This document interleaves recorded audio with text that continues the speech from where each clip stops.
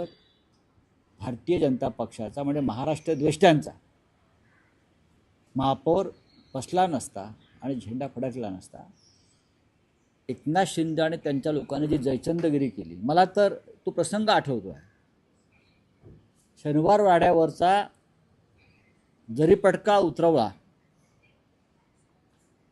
शनिवार वाड्यावरचा मराठ्यांचा साम्राज्याचा जरीपटका उतरवणारा बाळाजी पंत नातू, आणि त्याने स्वतःच्या हाताने शनिवार वाड्यावरती युनियन जॅक फडकवला ब्रिटिशांचा.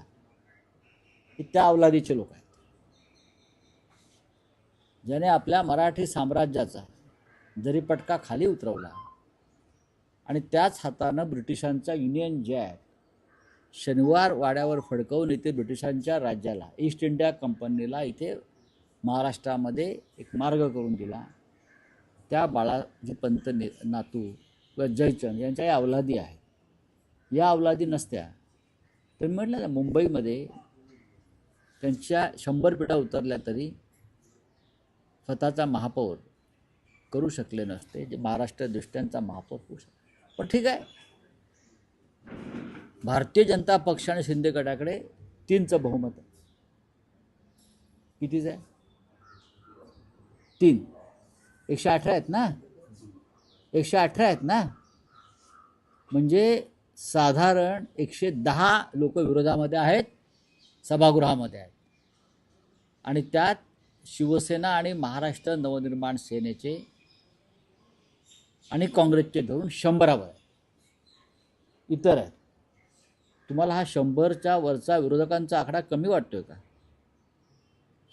त्यांना इकडली काडी तिकडे करू देणार नाही. महाराष्ट्राच्या किंवा मुंबईच्या संदर्भात चुकीचं काय करणार असतील ना, एवढी ताकद महापालिकेमध्ये आज विरोधकांची आहे, जी कधीच नव्हती. त्याच्यामुळे महापौर गमावला हे महाराष्ट्राचं आणि मुंबईकरांचं दुर्दैव आहे. आणि जयचंदाला मी एवढंच सांगू इच्छितो, हिंदुहृदय सम्राट शिवसेना प्रमुख बाळासाहेब ठाकरे यांच्या जन्मशताब्दीचं वर्ष 23 तारखेला सुरू होतं आहे, आणि त्या वर्षामध्ये तुम्ही मराठी माणसाशी बेईमानी केली आहे, गद्दारी केली आहे. आणि या बाळासाहेबांच्या मुंबईत तुम्ही गौतम अडाणीचा झेंडा फडकवलेला आहे. मराठी माणूस तुम्हाला आयुष्यात माफ करणार नाही. आज तुम्ही सत्तेवरती आहात, अजून काही काळ राहू शकाल, काही काळ म्हणतो मी, पण हे जयचंद, हे बाळाजी पंत नातू यांना भविष्यामध्ये मुंबईत फिरणं, महाराष्ट्रात फिरणं मुश्किल होईल.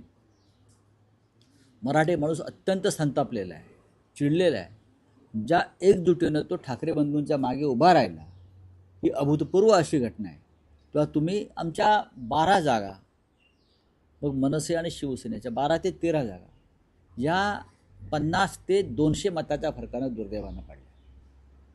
50 ते 200च्या आसपास खूप मोठा संघर्ष आम्ही दिला, सत्तेशी, झुंडशाहीशी आणि पैशाच्या ताकदीशी. तरी आम्ही या स्थितीपर्यंत आलो की आम्ही तुम्हाला महापालिकेत चुकीचं काम करण्यापासून रोखू शकतो.